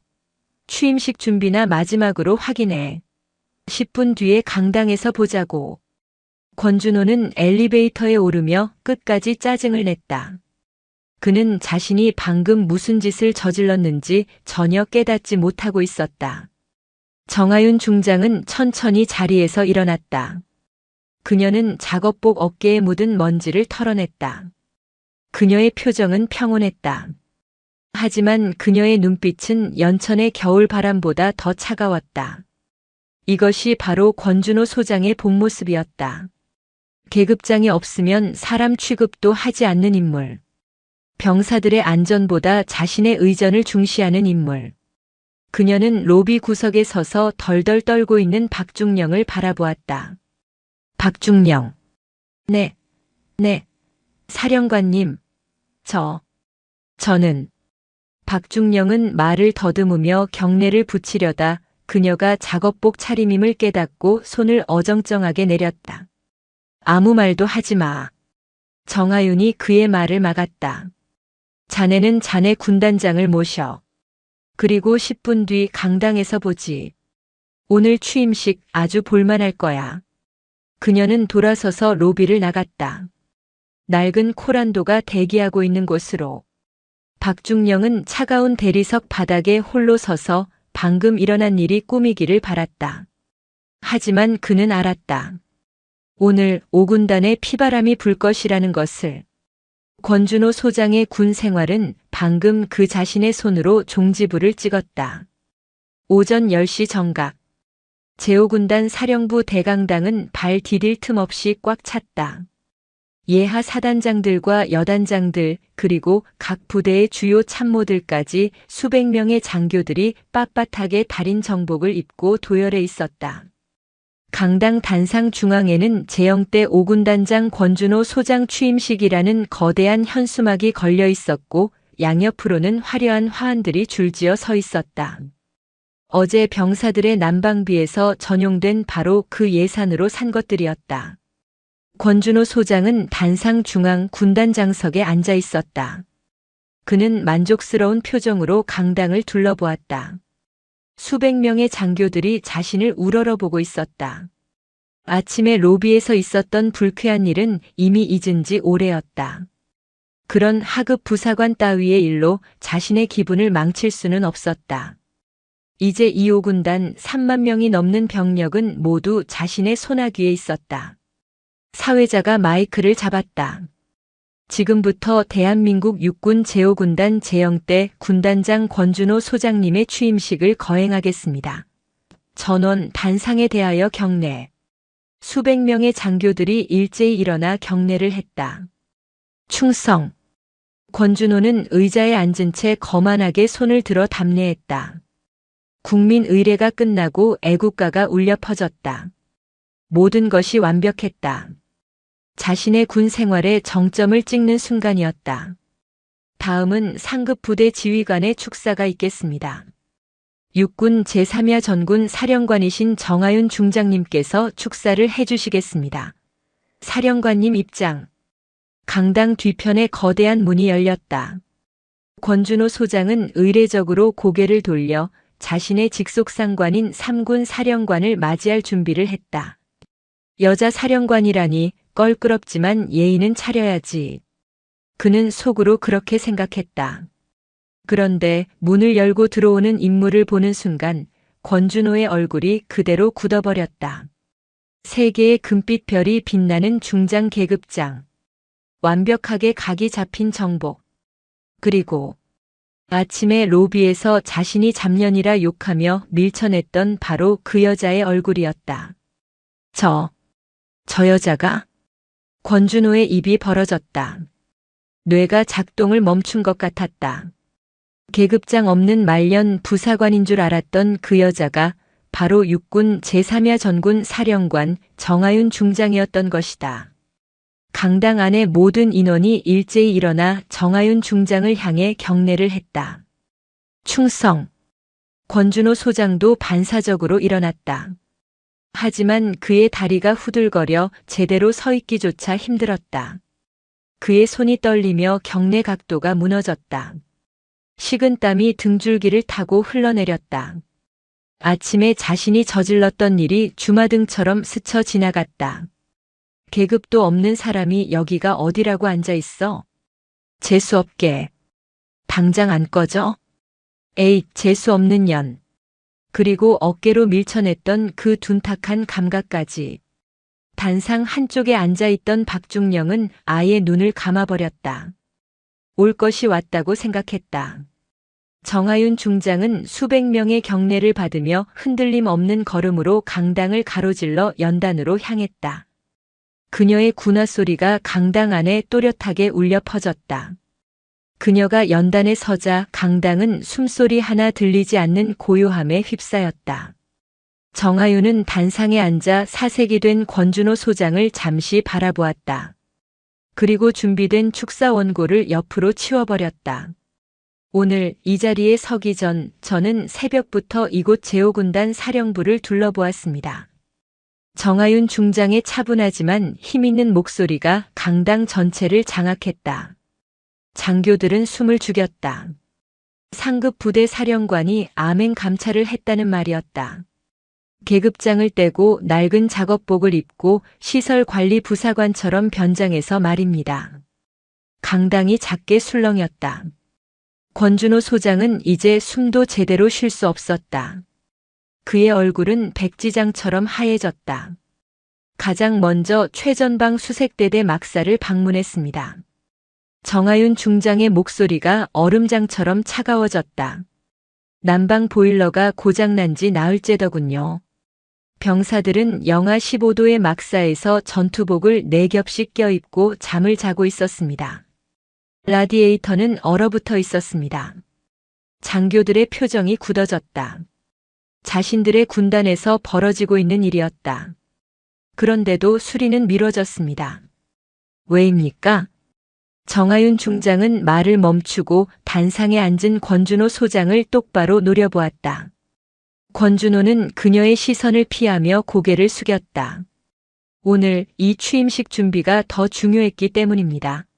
이 강당을 장식한 화환과 연회장 뷔페 예산을 마련하느라 병사들의 보일러 부품 살 돈이 없었기 때문입니다. 폭로였다. 강당은 충격에 휩싸였다. 예하 지휘관들은 경악스러운 표정으로 서로를 쳐다보았다. 신임 군단장 취임 첫날, 그것도 상급부대 사령관의 입에서 나온 이 말은 5군단 전체의 명예를 실추시키는 것이었다. 권준호는 변명하고 싶었지만 입이 떨어지지 않았다. 자신이 박중령과 나눈 대화가 어떻게 새어나갔는지 알 수 없었다. 병사들은 추위에 떨고 있는데 지휘관은 따뜻한 강당에서 화려한 잔치를 벌이고 있습니다. 예산이 어디에 먼저 쓰였는지 명확하게 보입니다. 정하윤은 잠시 숨을 골랐다. 그리고 더 무서운 이야기를 꺼냈다. 더 가관인 것은 오늘 아침이었습니다. 저는 본부 건물 로비에서 안전 점검을 하고 있었습니다. 바닥 타일의 균열이 동파로 이어져 병사들이 다칠까봐 확인하고 있었죠. 그녀는 다시 권준호 소장을 바라보았다. 강당의 모든 시선이 권준호에게로 향했다. 그때 한 장군이 로비로 들어왔습니다. 그는 저를 보고 이렇게 말했습니다. 계급도 없는 사람이 여기가 어디라고 앉아 있느냐. 당장 일어나라. 잡것들 때문에 건물이 더러워진다고 했습니다. 강당 안에서 억눌린 탄식 소리가 터져 나왔다. 저는 병사들의 안전을 점검하고 있다고 말했습니다. 하지만 그는 듣지 않았습니다. 오히려 말년 부사관 나부랭이라고 하더군요. 그리고 정하윤 중장이 자신의 어깨를 툭 쳤다. 자신의 어깨로 저를 밀쳐내고 지나갔습니다. 재수 없는 년이라는 말과 함께 강당은 이제 충격을 넘어 경악으로 물들었다. 삼성 장군에게 직속 상급 부대장에게 물리적인 폭력과 욕설을 행사한 것이다. 이것은 군법 회부를 넘어선 군인으로서의 자격 자체를 논해야 할 문제였다. 정하윤 중장이 최후의 선언을 했다. 자신의 안위와 체면을 위해 부하의 생명과 복지를 등한시하고 계급장 없는 동료를 짐승처럼 밀쳐내는 사람은 군인이 아닙니다. 그런 사람은 이 신성한 군복을 입을 자격이 없습니다. 그녀는 권준호 소장을 향해 손가락질했다. 권준호 소장, 당신은 5군단장이 될 자격이 없습니다. 오늘이 당신이 군단장으로 불리는 처음이자 마지막 날이 될 것입니다. 그녀는 강당 전체를 향해 공식적인 명령을 선포했다. 육군 제3야 전군 사령관 정하윤의 명으로 권준호 소장의 5군단장 보직 해임을 국방부 장관께 즉시 건의합니다. 선언과 동시에 강당 뒤편의 문이 다시 열렸다. 이번에는 헌병 완장을 찬 육군 본부 법무실 수사관들이었다. 그들 앞에는 냉혹한 표정의 한태수 대령이 서 있었다. 육군 본부 내에서 미친 칼로 불리는 자였다. 육군 본부 법무실장 한태수 대령입니다. 권준호 소장, 군수 예산 전용 및 직권 남용, 그리고 상급자 모욕 및 폭행 혐의로 즉시 조사를 시작하겠습니다. 동행해 주시기 바랍니다. 한태수 대령과 수사관들이 단상으로 걸어갔다. 권준호 소장은 자리에서 일어나려 했지만 다리에 힘이 풀려 그대로 의자에 주저앉았다. 그는 입을 뻐끔거렸지만 아무 소리도 나오지 않았다. 그는 결국 그 자리에서 거품을 물고 쓰러졌다. 극심한 쇼크였다. 의무병들이 급히 달려와 들것을 가져왔다. 화려한 취임식의 주인공이었던 권준호 소장은 수백 명의 부하들이 지켜보는 가운데 짐짝처럼 들것에 실려 강당 밖으로 끌려나갔다. 화려했던 취임식은 그렇게 최악의 해임식이 되어버렸다. 권준호 소장이 실려나간 강당은 혼돈 그 자체였다. 장교들은 자신들이 방금 무엇을 목격했는지 믿기지 않는다는 듯 웅성거렸다. 정하윤 중장은 연단을 내려와 사색이 된 박중령과 참모진에게 지시했다. 5군단 작전 통제권은 당분간 3야 전군 사령부가 직접 행사한다. 모든 부대는 정상 작전 태세 유지 명령을 하다라고 수색대대 난방 시설부터 당장 수리하도록 해. 예. 알겠습니다, 사령관님. 정하윤 중장이 강당을 막 나서려 할 때 한태수 대령이 그녀의 앞을 막아섰다. 한태수 대령은 육군 본부 직속으로 사령관인 정하윤에게도 굽히지 않는 강골이었다. 그의 별명 미친 칼은 한번 목표로 삼은 비리는 상대가 누구든 심지어 참모총장이라도 물어뜯는다 해서 붙여진 것이었다. 사령관님, 잠시 뵙겠습니다. 그의 목소리는 감정 없이 차가웠다. 무슨 일이지, 한대령? 권준호 소장의 비리 혐의는 저희가 철저히 수사하겠습니다. 그런데 그 과정에서 5군단 사령부 전체에 대한 압수수색이 불가피합니다. 정하윤의 미간이 좁혀졌다. 압수수색? 좋네. 군단장실과 군수처는 얼마든지 뒤지게. 하지만 작전 지휘실은 안 돼. 여긴 최전방이야. 단 1분도 지휘 공백이 생겨선 안 돼. 한태수 대령은 고개를 저었다. 그의 안경 너머 눈이 번뜩였다. 안 됩니다, 사령관님. 권준호 소장의 핵심 비리는 부대 운영 예산 전용입니다. 모든 결제가 작전 지휘실의 지휘 통제 시스템과 연동되어 있습니다. 증거 인멸의 우려가 매우 큽니다. 따라서 육군 본부 법무실장 권한으로 5군단 지하 벙커 지휘 통제실을 포함한 모든 전산망을 즉시 봉쇄하고 압수수색을 시작하겠습니다. 뭐라고? 정하윤의 목소리가 높아졌다. 한대령, 지금 제정신인가? 지하 벙커를 봉쇄하겠다고? 그건 5군단의 두뇌와 심장을 멈추겠다는 소리야. 당장 저기 도발하면 어쩔 셈이지? 그건 사령관님께서 걱정하실 일입니다. 한태수는 한치의 물러섬도 없었다. 제 임무는 군 내부의 적, 부패를 척결하는 것입니다. 법과 원칙에 따라 수사를 진행할 뿐입니다. 부패한 군대는 적보다 더 무섭습니다. 수사관들, 지금 즉시 지하 벙커로 이동해 모든 시스템을 봉쇄한다. 당장 멈춰. 정하윤이 소리쳤지만 한태수와 수사관들은 그녀의 말을 무시하고 강당을 빠져나가 지하 벙커로 향했다. 그들에게 삼성 장군인 정하윤은 수사 대상이 될 수도 있는 외부인일 뿐이었다. 정하윤은 주먹을 불끈 쥐었다. 권준호라는 암덩어리를 제거했더니 한태수라는 더 고집불통인 원칙주의자가 군단 전체를 마비시키려 하고 있었다. 그녀는 직감했다. 무언가 아주 잘못되어 가고 있다고. 그리고 그 불안은 곧 현실이 되었다. 정하윤 중장이 5군단 사령부를 떠나 3군 사령부로 복귀하기도 전이었다. 그녀의 전용 차량이 사령부 정문을 나서려는 순간 휴대용 암호 통신기에서 최우선 긴급 호출이 울렸다.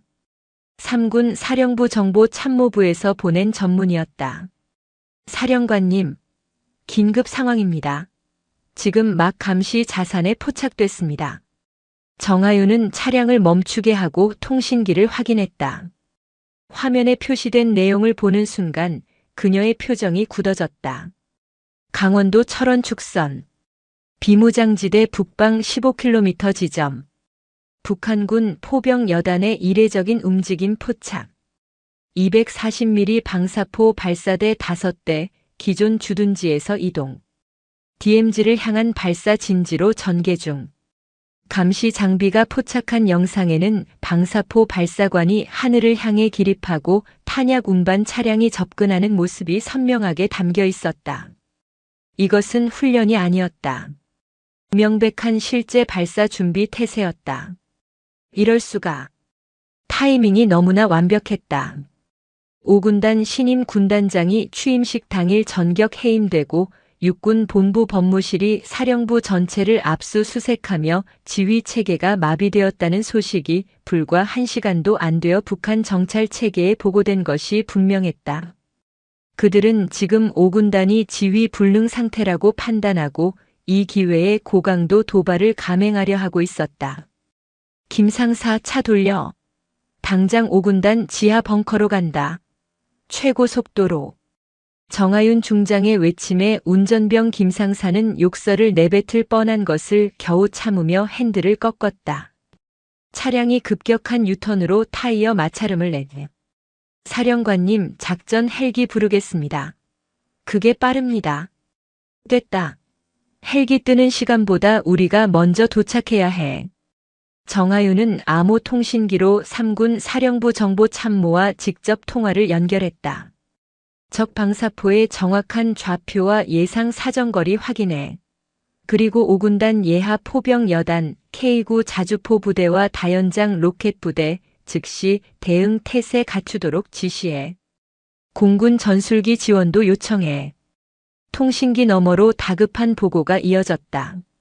사령관님, 적 방사포는 240mm 다연장 로켓으로 사정거리는 최대 60km입니다. 현재 위치에서 발사하면 5군단 전방부대는 물론이고 철원 시내 민간인 거주 지역까지 사정권에 들어갑니다. 젠장. 정하윤은 이를 악물었다.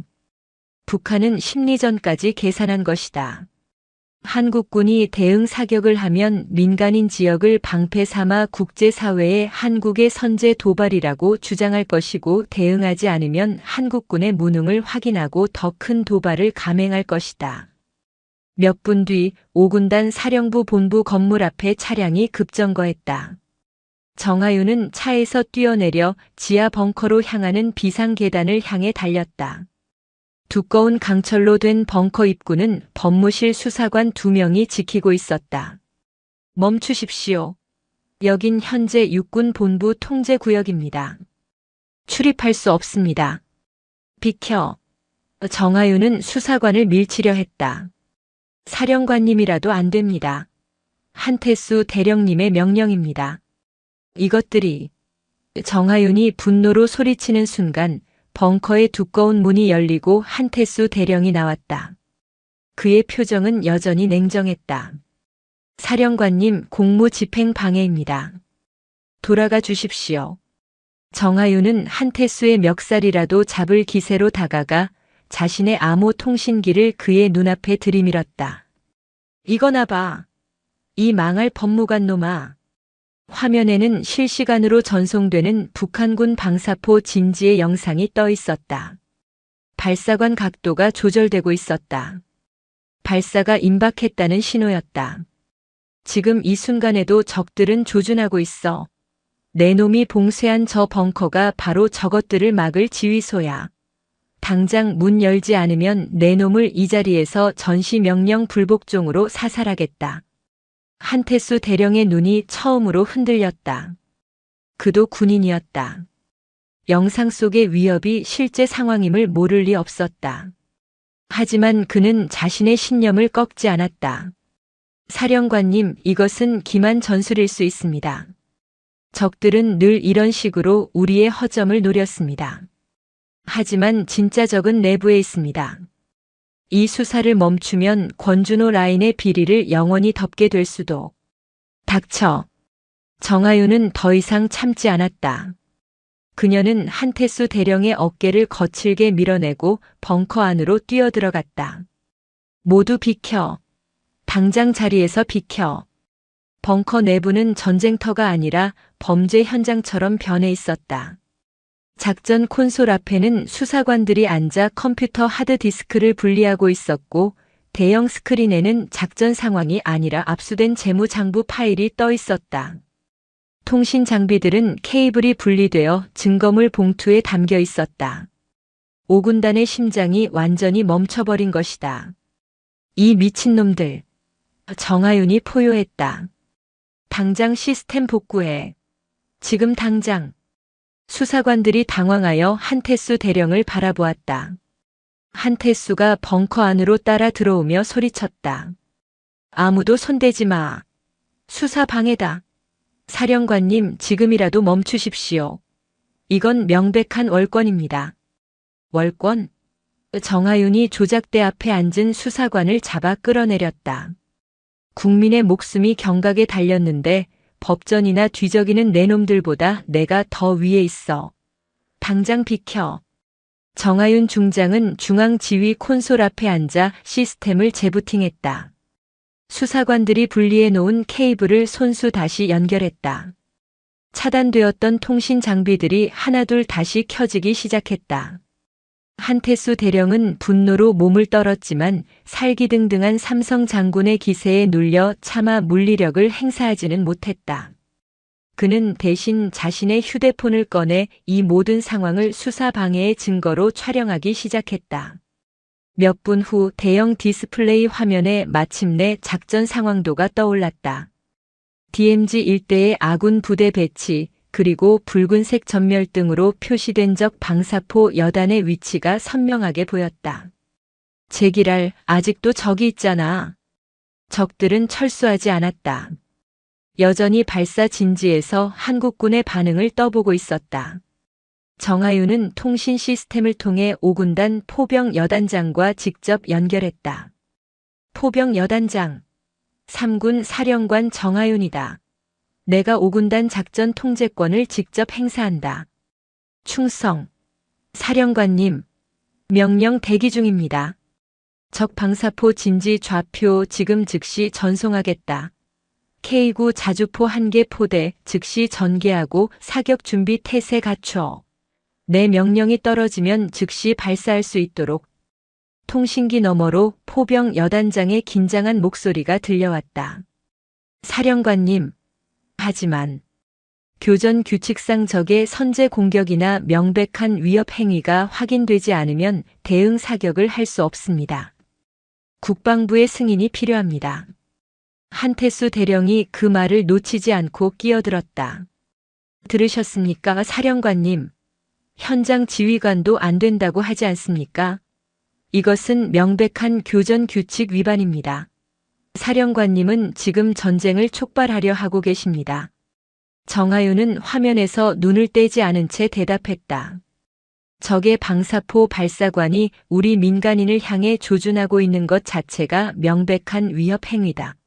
그들이 발사하고 나서 대응하면 이미 늦어. 우리 병사들과 철원 시민들이 죽고 난 후에 복수하는 것은 의미가 없단 말이다. 그녀는 한태수를 노려보았다. 한대령. 자네는 법무관이니까 규정만 보이겠지. 하지만 나는 야전 지휘관이야. 내가 보는 것은 지금 이 순간 위험에 처한 국민들이다. 적이 발사하기 전에 막는 것과 발사하고 난 후에 대응하는 것 중 무엇이 더 올바른 선택이라고 생각하나? 한태수는 대답하지 못했다. 법과 규정으로는 정하윤이 틀렸지만 현실적으로는 그녀의 판단이 맞을 수도 있었다. 이것이 전쟁의 딜레마였다. 법을 지키다가 사람이 죽을 수도 있고 법을 어기고 사람을 살릴 수도 있었다. 정하윤은 더 이상 논쟁할 시간이 없다고 판단했다. 그녀는 국방부 장관에게 직통 전화를 걸었다. 신호가 몇 번 울리고 장관이 전화를 받았다. 장관님, 3군 사령관 정하윤입니다. 그녀는 숨 돌릴 틈도 없이 보고했다. 현재 5군단 전방, 북한군 방사포 여단이 발사 준비 태세입니다. 5군단 지휘부 마비 상태를 노린 고강도 도발입니다. 현장 지휘관 판단으로 지금 즉시 경고 사격을 명령하겠습니다. 적진 전방에 한 발을 쏴서 우리의 의지를 보여주겠습니다. 수화기 너머에서 장관의 당황한 목소리가 들려왔다. 정장군. 잠깐, 그건 합참의장과. 이것으로 전쟁이 시작된다면 그 모든 책임은 제가 지겠습니다. 저를 해임하셔도 좋습니다. 하지만 지금 이 상황을 3분 안에 종결시키겠습니다. 이상입니다. 정하윤은 장관의 대답을 기다리지 않고 전화를 끊어버렸다. 벙커 안의 모든 사람들이 경악했다. 한태수 대령은 물론이고 작전병들까지 사령관의 독단적인 행동에 얼어붙었다. 정하윤은 다시 포병 여단장을 호출했다. 그녀의 목소리는 강철처럼 단단했다. 5군단 포병 여단. 목표 좌표 적진 전방 100m 지점. 한 발. 사격 개시. 사격. 개시. 정하윤 중장의 명령이 벙커 안에 울려 퍼졌다. 순간 벙커 안의 모든 소음이 사라진 것 같았다. 시간이 멈춘 듯 했다. 한태수 대령은 촬영하던 휴대폰을 떨어뜨릴 뻔했다. 그는 이 여자가 정말로 쏠 줄은 몰랐다. 약 3초 후 멀리서 K9 자주포의 육중한 발사음이 지축을 흔들며 전해졌다. 벙커는 지하 20m 깊이에 있었지만 155mm 포탄의 발사 충격파는 벽과 바닥을 미세하게 진동시켰다. 그것은 전쟁의 소리였다. 벙커 안의 모든 시선이 대형 스크린에 고정되었다. 발사된 포탄은 포물선을 그리며 어둠 속을 날아갔다. 비행시간 약 45초. 그 45초가 영원처럼 느껴졌다. 아무도 말하지 않았다. 아무도 움직이지 않았다. 그리고 45초 후 화면 속 북한군 방사포 진지 전방 100m 지점에 정확히 포탄이 명중했다. 야간 감시 카메라가 포착한 열화상 영상에는 거대한 폭발과 함께 흙먼지가 수십 미터 상공으로 치솟는 모습이 선명하게 잡혔다. 지면이 파이고 충격파가 사방으로 퍼져나갔다. 이것은 명백한 메시지였다. 다음 포탄은 너희들 머리 위다. 우리는 너희의 정확한 좌표를 알고 있고 언제든 쏠 수 있다. 정하윤은 숨을 참고 북한군의 반응을 기다렸다. 최악의 시나리오는 북한군이 즉시 대응 사격을 하는 것이었다. 그렇게 되면 이 밤 철원은 불바다가 될 것이다. 10초가 지났다. 20초가 지났다. 스크린 속 북한군 방사포 진지에서 다급한 움직임이 포착되었다. 하늘을 향해 있던 발사관들이 천천히 접히기 시작했다. 탄약 운반 차량이 황급히 후방으로 이동했다. 그리고 하나둘 방사포 발사대 차량들이 시동을 걸고 주둔지로 철수하기 시작했다. 그들은 경고를 받아들인 것이다. 5군단 지휘부가 마비된 줄 알았는데 오히려 더 빠르고 강력한 대응이 날아오자 공포를 느낀 것이다. 약 5분 후 정보참모부에서 최종 보고가 올라왔다. 사령관님, 적 방사포 5대 전부 주둔지로 복귀 확인했습니다. 발사관 폐쇄, 엄폐 진지 안으로 진입 확인. 추가 도발 징후 없습니다. 정하윤 중장은 비로소 긴 한숨을 내쉬었다. 그녀는 의자 등받이에 몸을 기댔다. 위기는 넘겼다. 벙커 안에 억눌려 있던 안도의 한숨이 터져나왔다. 작전병들은 서로를 보며 기쁨을 나눴고 한태수의 법무실 수사관들조차 긴장이 풀린 표정이었다. 한태수 대령은 벽에 기댄 채 멍하니 스크린을 바라보고 있었다. 그는 오늘 하루 동안 자신의 신념이 무너지는 것을 경험했다. 법적으로는 정하윤 중장이 교전 규칙 위반, 상급자 지시 불이행, 수사 방해까지 중범죄를 저질렀다. 하지만 결과적으로 그녀의 그 불법적인 결단이 더 큰 전쟁을 막았고 수많은 생명을 구했다. 정하윤은 자리에서 일어났다. 그녀는 벙커 밖으로 향했다. 한태수 대령이 말없이 그녀를 따라 나왔다. 두 사람은 벙커 출구 연천의 차가운 밤바람이 불어오는 야외에서 멈춰 섰다. 하늘은 여전히 맑았고 별이 총총했다. 정하윤이 먼저 입을 열었다. 한대령, 자네가 외우는 그 두꺼운 법전은 적의 포탄을 막지 못해. 그녀의 목소리는 이제 분노가 아니라 깊은 피로감이 섞여 있었다. 법도 중요하고 정의도 중요하지. 하지만 살아있어야 법을 지킬 수 있고 정의를 실현할 수 있어. 한태수는 고개를 숙였다. 사령관님 말씀이 맞습니다. 저는 법무관으로서 법과 규정만 봤습니다. 하지만 오늘 깨달았습니다. 법은 사람을 지키기 위한 도구라는 것을요. 자네는 자네 임무를 한 거야. 정하윤이 그의 어깨를 두드렸다. 권준호 같은 부패한 지휘관을 걸러내는 것도 국방력이야. 나는 외부의 적과 싸우고 자네는 내부의 적과 싸우는 거지. 우리는 각자의 전선에서 싸우는 거야. 다만 우선순위를 알아야 해. 집이 불타고 있는데 방 안에 먼지를 털고 있으면 안 되거든. 한태수는 고개를 들었다. 용산에 돌아가거든 높으신 분들에게 똑똑히 전하게. 정하윤은 밤하늘을 올려다보며 말했다. 내부의 적이든 외부의 적이든 내가 이 군복을 입고 있는 한 이 땅을 함부로 건드리지 못할 거라고.